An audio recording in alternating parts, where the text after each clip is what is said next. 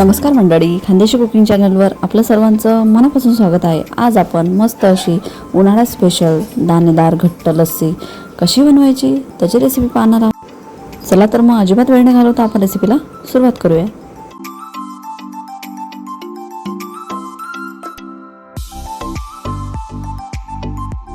मी इथे मस्त असं घट्टसर दही घेतलेलं आहे। दही कसं लावायचं याची रेसिपी जर तुम्हाला हवी असेल तर आपल्या चॅनलवर मी व्हिडिओ अपलोड केलेला आहे, तिथे जाऊन तुम्ही नक्की पाहू शकता।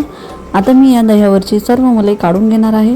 तुम्ही बघू शकता अशा पद्धतीने आपल्याला सर्व मलाई काढून घ्यायची आहे। या मलाईचं काय करायचं ते आपण पुढे पाहणारच आहोत व्हिडिओमध्ये।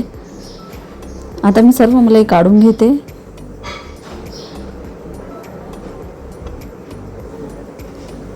आता एक मी बाउल घेतलेला आहे, त्यामध्ये मी आता दही काढून घेणार आहे। तुम्हाला जेवढे ग्लास दही बनवायचे आहे त्यानुसार तुम्ही यामध्ये दही वापरू शकता। इथे मी 2 ते 3 मोठे चमचे दही घेणार आहे। तुम्ही पाहू शकता मस्त असं घट्टसर दही घेतलेलं आहे।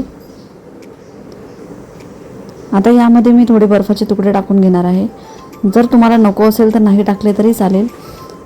आता मी इथे अर्धी वाटी साखर घेतलेली आहे। तुमच्या आवडीनुसार तुम्ही साखर कमी जास्त करू शकता किंवा या जागी पिठी साखर देखील वापरू शकता। मी आता हे रवीने छान मिक्स करून घेणार आहे। तुम्ही पाहू शकता मस्त असं आपल्याला मिक्स करून घ्यायचं आहे। तुम्ही हे असंच मिक्सरमध्ये देखील फिरवू शकता, पण रवीने जर आपण लस्सी केली तर त्याची चव आणखीच वाढते, म्हणूनच मी रवी वापरणार आहे। हे बघा अशा पद्धतीने आपल्याला सर्व मिक्स करून घ्यायची आहे। हे पहा मस्त असं दही फेटून झालेलं आहे, तुम्ही बघू शकता।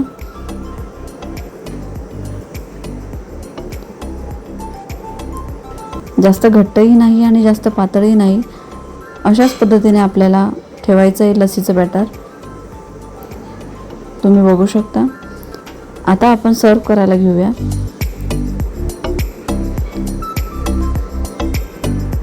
मस्त असं मी ग्लासमध्ये टाकून घेते।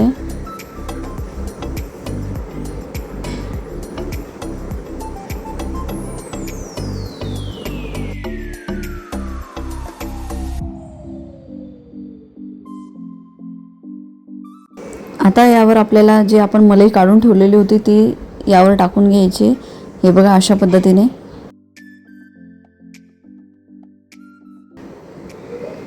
मस्त अशी मलाई मी टाकून घेतलेली आहे।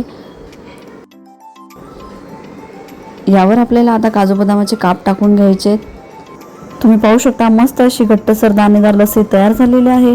तुम्हाला जर माझी रेसिपी आवडत असेल, तुम्ही चॅनलवर नवीन असाल तर चॅनलला लाईक करा, शेअर करा आणि सबस्क्राईब करा। धन्यवाद।